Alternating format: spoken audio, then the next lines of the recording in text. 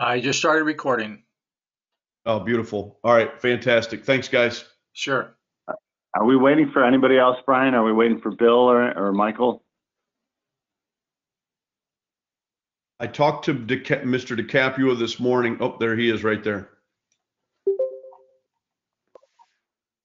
There he is. Good morning, Bill. Good morning. Sorry, apologize for the delay. Well, this is Tim Perry. Let me just kick it off real quick and then I'll turn it over to Luke. But so you guys, I work at Union Home and I love working there. And I ran into Kent Halgren, who owns DDK Marketing up in my summer home area. We became friends, we're neighbors. And he told me he has this great program that they do currently for other businesses, but they're trying to launch it into the real estate and mortgage world. And he said, hey, I know that you're a real estate and mortgage guy, and I think that our program would be perfect for your industry. And they explained it to me, and I said, well, sign me up. I love it. I think it's a game changer. I think it'll supercharge my mortgage business. I love it. And they quickly said, well, we can't do it for individuals, but we can do it for companies that can then provide it to their individuals. So I said, well, you got to talk to Union Home, and that's why we're here. And I appreciate your guys' attention. So with that, I will turn it over to Luke and let Luke talk about the program. Okay, great. We'll jump right into it. Thanks, Tim. And thanks everybody for joining us. Hopefully everybody can see my screen. All right, so just a quick overview on DDK. We have over 10 years of experience, and we're based out of Chicago. And we work primarily with national brands to help them find creative and really different ways of finding new prospective clients and ways that complement the processes that are already in place. So we're not here to disrupt, we're here to complement and add. So we focus on simplifying highly sophisticated marketing technology, some of that I'm going to show you today, to the local level to make that accessible to the individual locations who are directly impacted by the success and failure of each of those campaigns. So why would you and how do you benefit from us? So there's a couple of different ways, really three. The first one is if we can't then cover new prospects for you and connect you to them, then we're not in business. That's our core mission. The second piece is control and transparency. So you can turn on and off our campaigns as you need them. There isn't any long-term commitment to any individual person, and you also have full transparency into what's happening. So there's no blind campaigns going on in terms of mass marketing to people that we hope to scatter a few of them into interest. It's completely one-on-one, and I'll show you that. And then the last piece is measurable results. We want to be able to sit down, and we do sit down with our customers and say, this is where your money went, and this is how it worked out for you. So that's us in a quick overview. So really, let's get into the meat of this, because what we understand so far from your business is that the ideal time for you to find a prospective customer is before they have a lender relationship already created. And the best time for them to meet you is as early in that house hunting process as possible. So the challenge to that is both the identification of those prospects and really how to target the right ones, as well as the timing of when to reach them, getting to them first before your competition does, or that they simply make their own choice. So what if you could catch those specific people, target them while they're looking at a home for sale or researching on your website, and then automatically connect your branded message to them, both digitally and through direct mail, and not raise a finger on your part. That's really what we're here to show you, and to show you how it can be done and how it's being done already in other industries. So let's jump into it. But first, just to clarify and kind of level set, let's talk a little bit about the technology of geofencing and geoframing.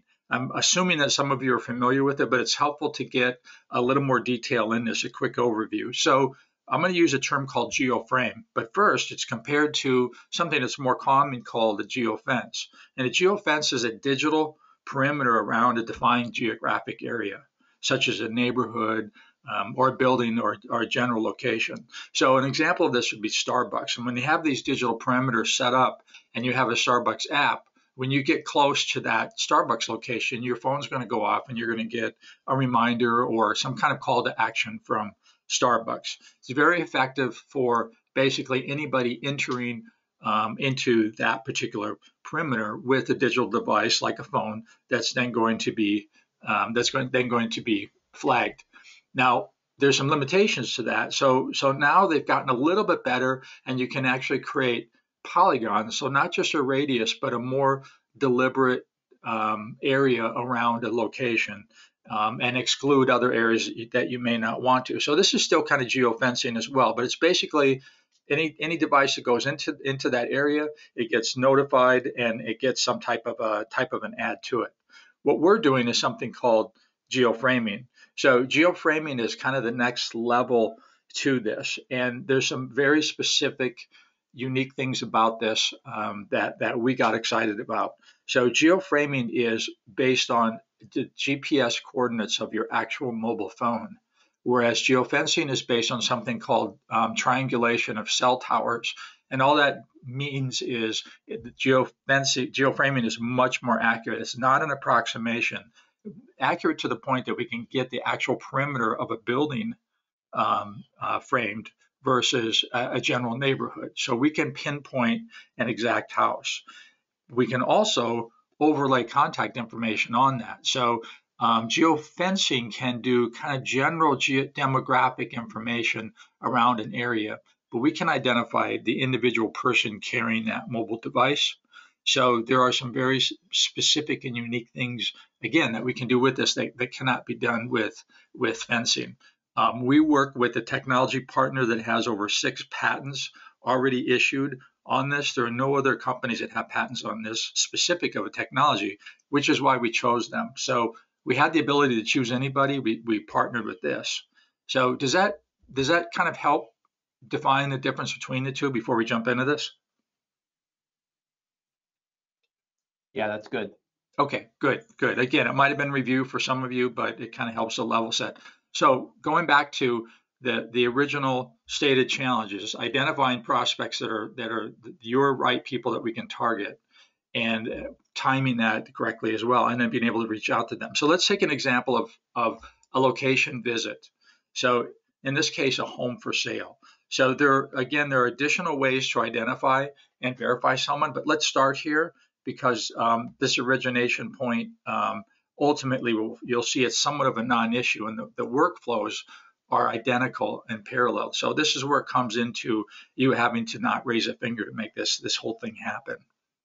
So once this is clear, I'll kind of tell you about the others. So a potential buyer visits a home for sale in your area. We have the ability and have every MLS listed home each day geographically framed.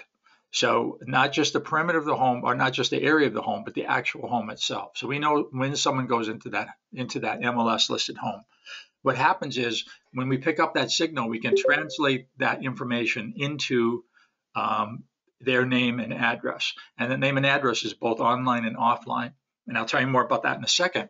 The next thing we do is apply filtering. So this is really important in your situation because you don't want us to be sending your ads to a competitor or the listing agent that's there or the homeowner. So we can filter all of those people out real time before we create the ultimate contact list for people in that time frame, either that day or that week. So once that filtering is applied, and another filter example could be minors, right, children. So we create that filter with you, make sure we're only targeting the correct people. And then the next thing that happens is you pre-select from your pre-designed ads how you want to reach this individual person. Do you want to reach them with a digital ad on their mobile device or their tablet? Do you want to reach them with direct mail, or do you want to reach them with OTT? So I'll explain each of these. So traditionally what happens is a digital ad goes to them first. They can either get that digital ad sent to them directly while they're in the home, or we can time that to come at a different time. Now, digital ads have been around for a long time. We all get them. You know, you look at Nike and then you go to your Yahoo website and you get a Nike ad. That's a digital ad, happens all the time. However, our digital ads are only going to those individuals that we've filtered and are in that have gone into that home. So we can identify specifically where those ads are being served to. So as such, our click-through rate and our completion of viewing, if it's a video ad, is much higher than industry standards. So again, we're only sending those ads not to a general population that happens to be around that house, or everybody that goes into that house, but only those qualified people that go in there. And these are viewed on any of the thousands of publishing sites. So we give you a report back that says this person received it, this is when they looked at it, this is the completion, and also this is the website that they viewed it on. So you can get a good feel for that as well. The next thing is then we can trigger a direct mail piece. So a postcard can go to that household. So that individual can get reinforced with another piece, and this can happen within less than a week of their visit to that home. So they're getting a double hit. The third one is OTT. So OTT is over the top TV. And because we've identified the individual and the home address, we can also identify their router within their home so that we can send your specific TV ad into their subscription services if they're streaming TV. So this, just like a digital ad, is going only to those homeowners that we've identified that were in that home.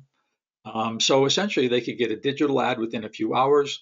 They could get a direct mail ad within a week, and they can get this OTT ad the next time they turn on their TV, whenever you want that to feed. We can build business rules around that, so it can start about the same time as the direct mail piece comes in, or at any time that you desire. So far, so good. Questions? And you could do all of them, correct? You could do all three. You can do all three, and these are set up in an animated, automated fashion. So that means that we can have all of the creatives online to be pre-selected by each individual agent. You guys, you brand those creatives how you want them to be and what the call to action is, and then they can simply say, yes, I want to send digital ads and I want to send direct mail. And the next agent can say, I only want to send direct mail and OTT. So they can pick and choose which they want, which makes the most sense for them.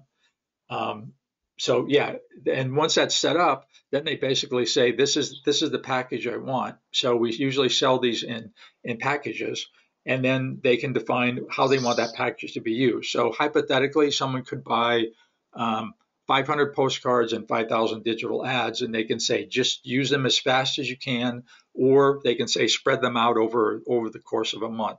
And once they do that, it's done and it goes, and they simply get a download of what's happening on a daily basis.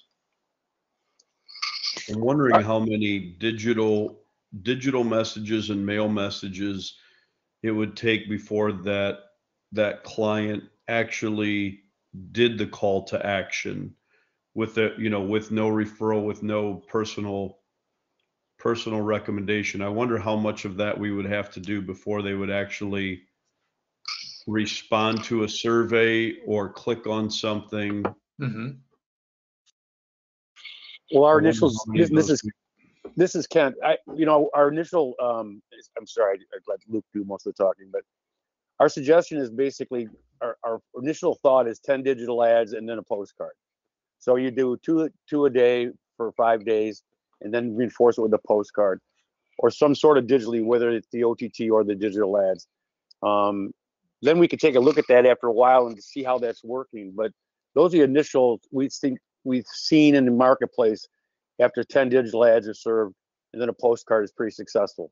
Isn't that right? Is it correct, Luke? Yes. Yeah. And of course, it depends on the industry and what the call to action is.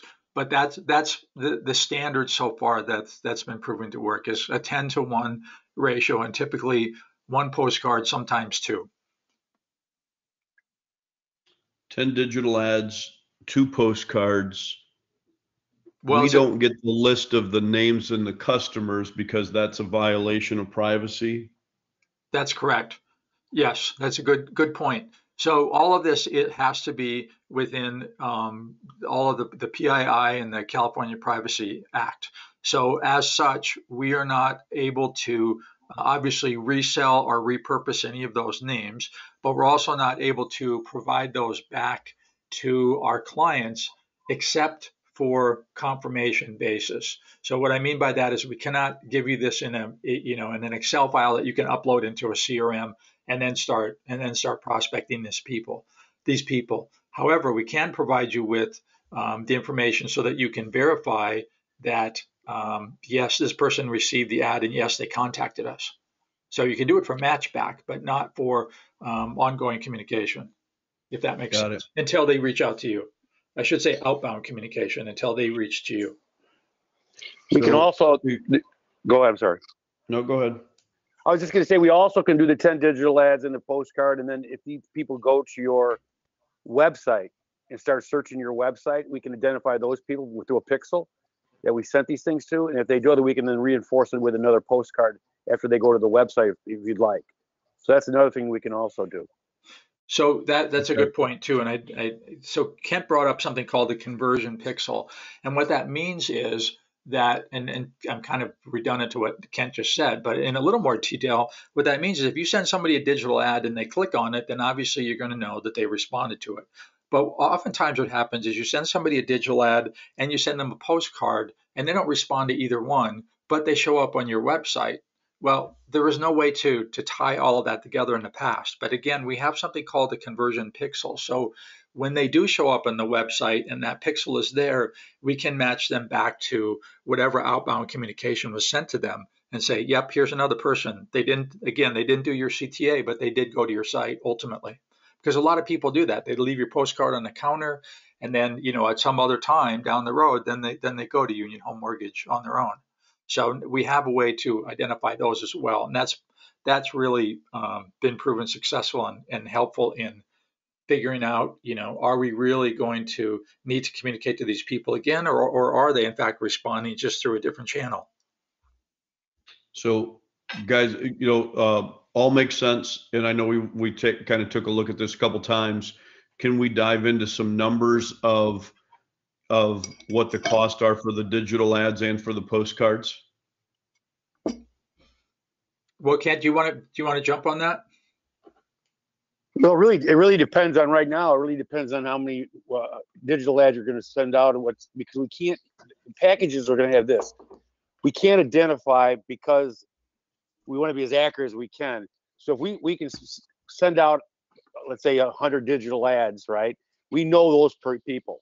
Out of those 100 digital ads, we're only going to get about 70% addresses, right? Because we have to go through all the filtering situations and do not mail lists and all that other stuff, the privacy stuff on that too. So it really depends on what that's all going what the package consists of before I can give you a price. So if we got to sit down and look at a price, the packages, we got to figure out how many digital ads we're going to send in the whole thing. So we certainly get back to you on that. At the end of the day, I'm just kind of wondering how many, say we blast this out and you guys could tell us the numbers. Say that at the end of the day, after we go through all the filtering and all the digital ads and all the mail and all those things, we would like to have X number of customers. Let's say that we would like to have 50 clients per month. I'd start with something small that actually go through the entire process and they engage with us on our website. Let's say it's 500. Let's say it's 5,000. I don't know, but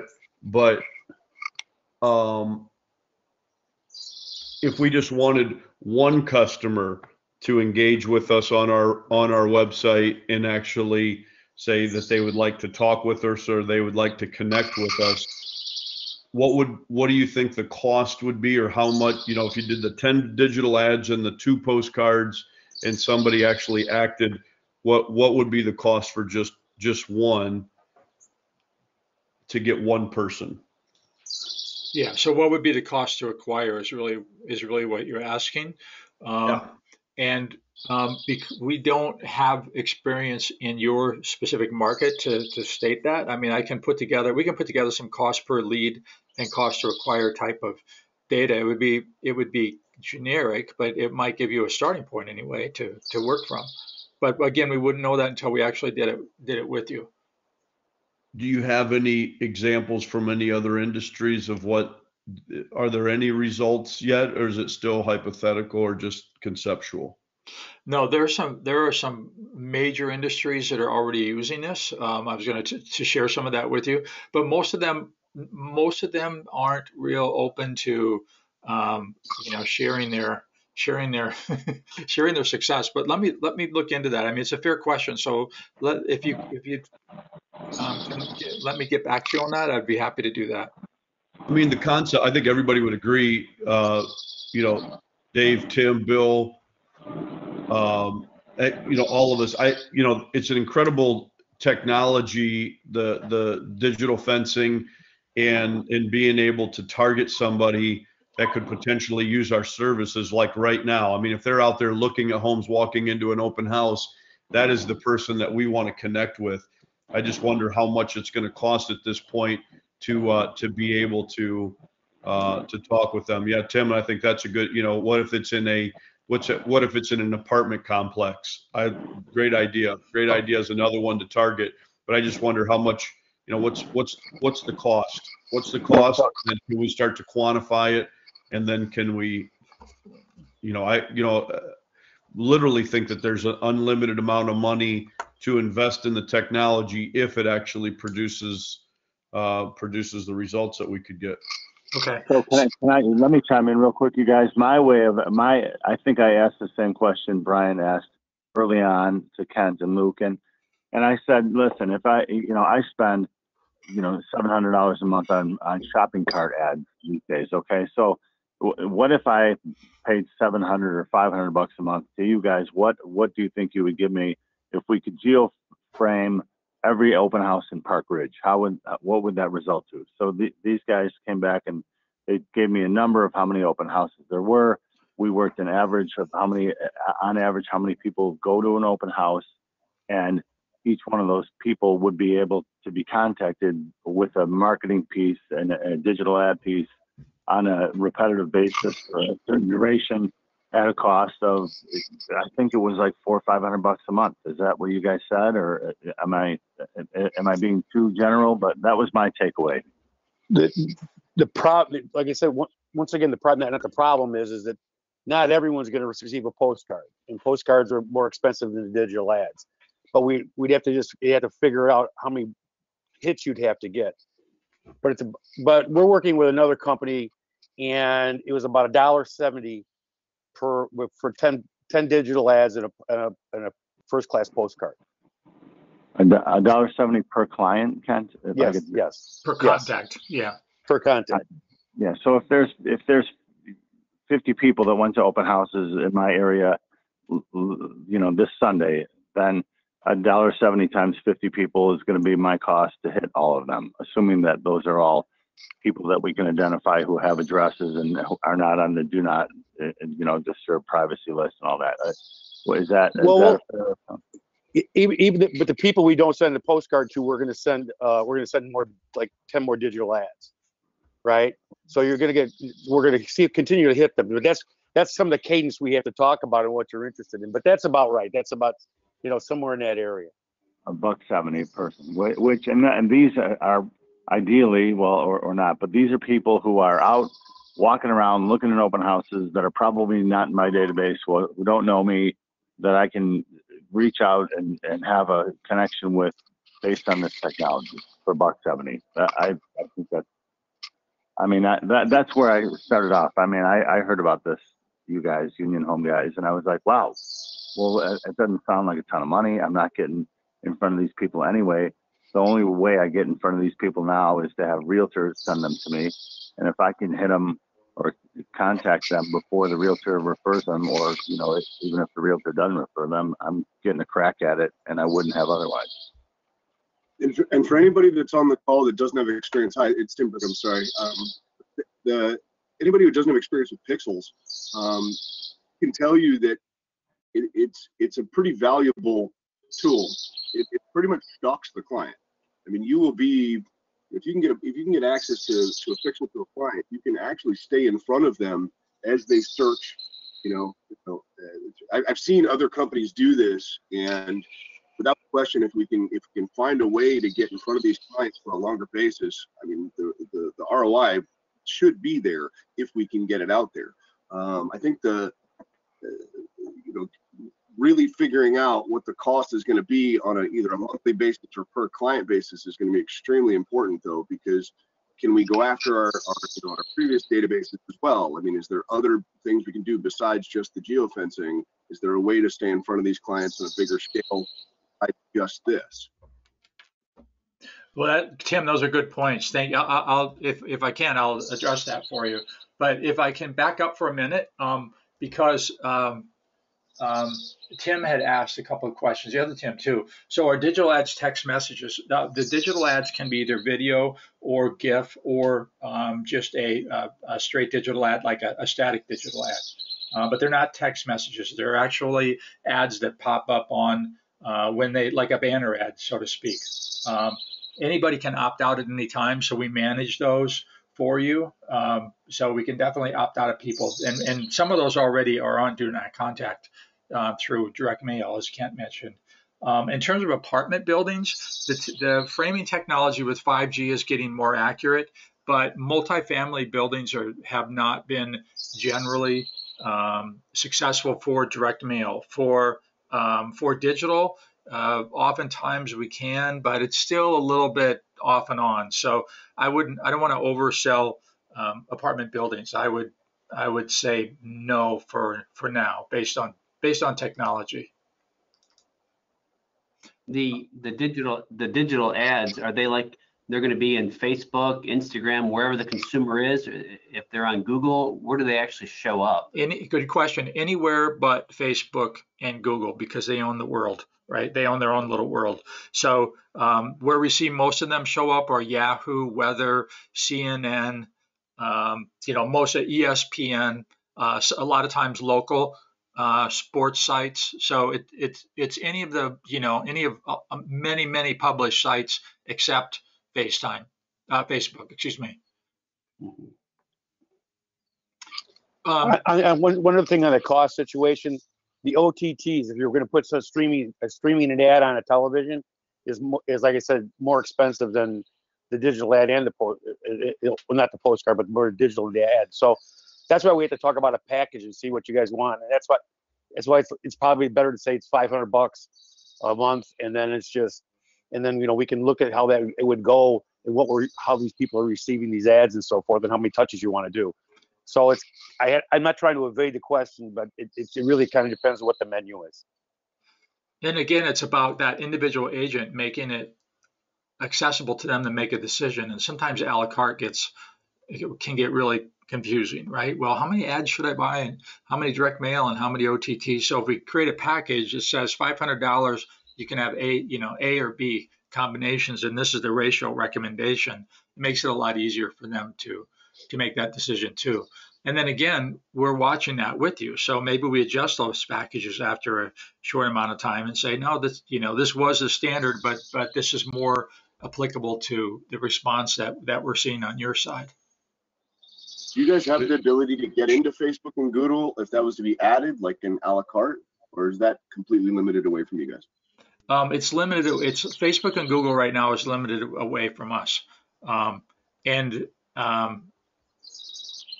don't know Ad Exchange really well, but everything we do is through Ad Exchange, and they don't have access to that right now. Facebook pretty much does not play nicely with others. It's exclusive to Facebook. So if you needed to absolutely do it, then it would be a separate deal directly with Facebook, and I'm sure we could look into that possibility. But that's the main reason why not. They don't work through Ad Exchange like all the other published sites do,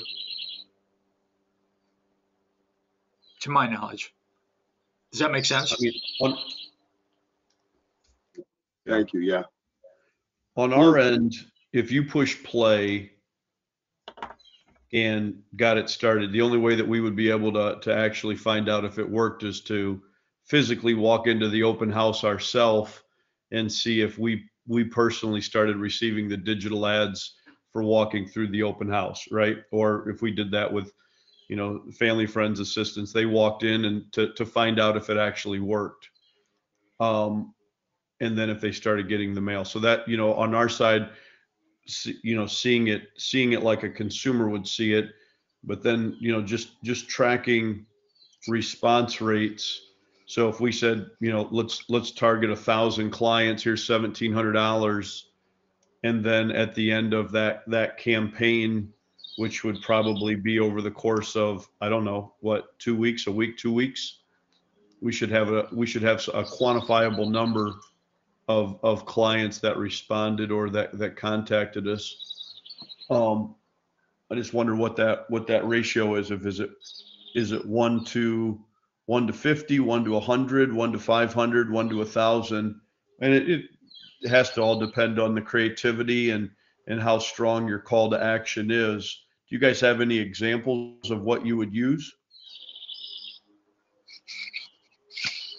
That's a good question. Well, let me back up just for a second, Brian, because one thing you mentioned is, the only way you would is how to know that this is actually being executed. So in terms of direct mail, we can put people, it's called a seed list. So we could put you or anybody else on the seed list, so they would get the actual piece and they would know when it's going out. They would see it. And there's ways that we could set you up to trigger that. But the other way is, or we could just have you be seated with any time that there's a mailing that's going. In terms of going into, in terms of digital ads, you actually will get a detailed report that says this is how many ads were served on this day. This is what those ads were opened up on, a tablet versus a mobile device versus a laptop. And then this is the percentage of people, if it's a video ad, this is a percentage of people that watched it all the way through to completion. This is the percentage of people that watched half of it. And this is the people that clicked off early. So there's quite a bit, and there's more than that. There's quite a bit of detail that you will receive in terms of what we're delivering and what we're outputting. Do you have an example of that, Luke? Yeah, sure. If you don't mind my screen for a minute, let me open it up. Give me a second. Let me just pause you for a second here while let me pull it up so you're not watching my.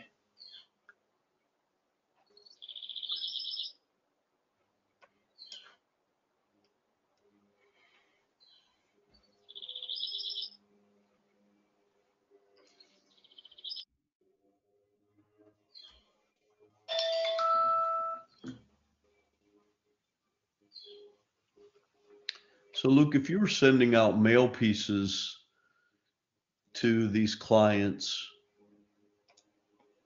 obviously you have names and addresses. Is it that you're not allowed to sell or share that list with us? There's some kind of it's obviously going to have our name on it. It's going to them. Yeah. So what was your question, Brian, about that? Well, if you have their name and address from your filtering, you obviously have the list. You're just not allowed to share it with us? Correct.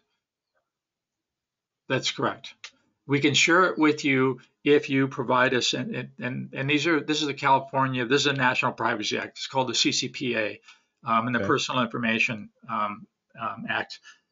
According to them, if you provide us with a letter on your letterhead that says we only want these names for purposes of matchback verification and not for continued marketing, then we can provide that with you or to you.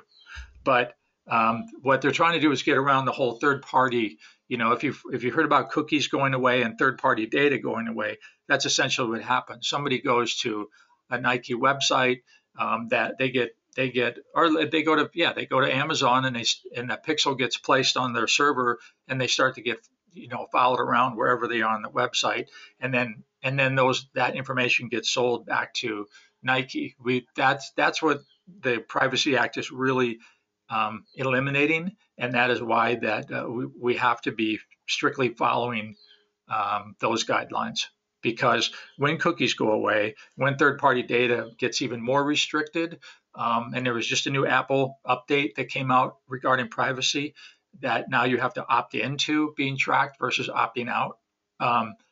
that does not affect us at all. So as long as we stay within those boundaries, we're, so far we're legal and completely in compliance. Okay. So this is an example of a report of, these are video ads, and I won't make you read all of this, but hopefully you can see my screen. So over here, this is telling us, this is for Bobak sausage, so I can share this with you. They 30,000 digital ads were sent out for this particular campaign. The click-through rate was 0.5%. And then below here is showing, of those 30,000 digital ads that were sent out, 13,564 were actually viewed all the way through to completion.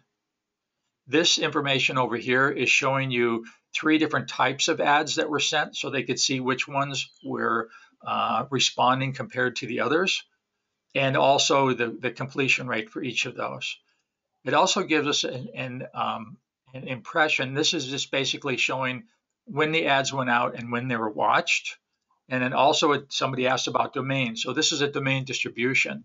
So this tells you which sites they're being viewed on. So MSN, this was in the Chicago area, Chicago Tribune, Weather, The Guardian, Forbes, etc. And then there's a device distribution. So this tells us, even though these are sent into homes after they visited the store, the majority of these were watched on mobile phones, some on laptops, and a few on tablets. And then again, the creative, which of these creatives were working the best? So does that answer your question, Brian? It does. So the actual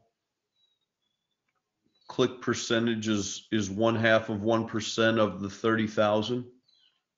For a click-through, yes, and the completion is 13,000.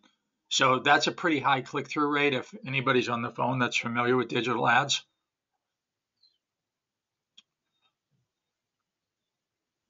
Now there's another piece to this that's not on here, and that's the conversion. I was hoping someone's going to chime in on click-through ads. Click-through ads is usually less than half of that, because again, you're sending them out to everybody versus sending them specifically targeted to an individual. So this is a high click-through rate. The completion rate is extremely high. When we first showed them this, they didn't believe it. 1/3 of all people that received this watched it all the way through to 100%. And this was an awareness campaign, so there wasn't a real strong call to action on here. However, again, if there was a call to action and they didn't respond to it, but they went to the website at some point, we can still, again, track those people as well. So there may be another, several thousand people that went to the website later, just not at that moment. Let me make sure I understand. When it says clicks to date 154, that means of the 30,299 impressions that were sent out, 154 were clicked on? No, yes, 154 were clicked on to accept whatever that offer was. Yes, or that call to action. You have to remember that these are guys who's shopping in a store. This is not someone, when we're talking about, once again, when people go to an open house to look for a home, it's so much more targeted, right? These are people that are shopping in a grocery store that kind of look like they're people. Yeah, this was an awareness campaign. That's a good point, Kent. Yeah, because the targeting of the people looking in a home is so much more targeted. I've been direct mail my entire career in data analytics, and I've never seen anything that can get as targeted as this, where there's someone an intent to do something is this strong. So you have to look at this, and we don't have, obviously the technology is so new, we're just launching it out to people.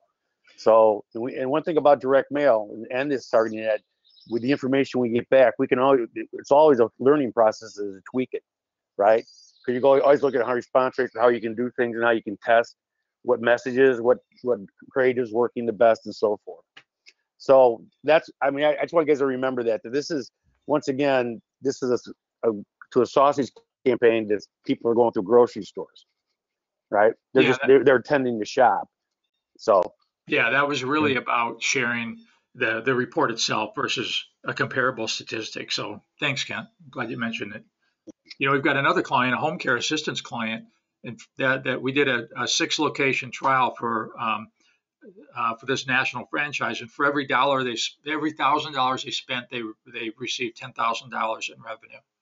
So they're very, very high ROI. But again, we hesitate because every vertical is different, every situation is different, right? Sausage versus home mortgage versus home care assistance. The last piece I wanted to show you, just as an example of the depth of this program, is this technology, this specific technology that we're working with, it already has thousands and thousands of locations geographically framed that companies like Ford and United Healthcare are already using this program successfully. So basically, and I was trying to think of some for you. So in the situation of banks, every bank listed on here, every location in the country is geographically framed. Every hotel that we have listed, every insurance company, every big box. So there is an extensive amount of this framing that's already completed and done. And the reason it's to this extent is different companies are watching where people are going into complementary or competing brands with the intent of finding additional prospects. So I just wanted to give you a feel for it, that this is working. This has been vetted by some major companies and is being used by some of these that are already shown on here, and being used by some that are taking advantage of these locations. So again, not sure if it's relevant for your application, but maybe just to trigger some thoughts. Luke, Kent, and Tim, just great presentation again. What do we got to do to take next steps and actually test it and start using the software? Can we, what's the soonest we can start playing around with it? And what are the next steps to jumping in? I can put together a list of kind of the next steps. I can go over it right now, and then I can put it in writing as well. Would you like both? You want me to answer it real quick? We can. We got to jump on another call here in just a minute. There's a lot of money being given away by the company, which is pretty fun. I don't want to get in the way of that. Let me follow up with you. I'll put together next steps. I'm convinced that it's something to dabble in and play in. There's so many different loan officers in the company and other advertising things that I'm involved in corporately, that we could play in this with thousands, tens of thousands, could be hundreds of thousands, could be even a lot more than that if it works, and we can quantify the results, and we can see if it's a way to get to the customer first, which is a big initiative by all of us. So if we can test it and we can quantify it and we can really show that it works, I think we could create a great partnership here. Let's get back to you. We'll get back to your next step. We really appreciate that. So we look forward to doing it. We'll get back to you with the next steps. Okay, guys, I didn't mean to, over talk. Tim, Bill, Tim, I don't, but I just think we need to jump in and start playing around with it and try to figure out what works. Throw a few $1,000, 10,000, I don't know, 10, 20,000, figure out, what works and how fast we can make it work. Great. Thank you very much. We'll get back to you. Happy 4th of July, everybody. Thanks so much for your time. It was great to talk to you guys again. Thank you. Take care, everybody. Bye-bye. Thanks, guys. Happy 4th. Take care, everybody.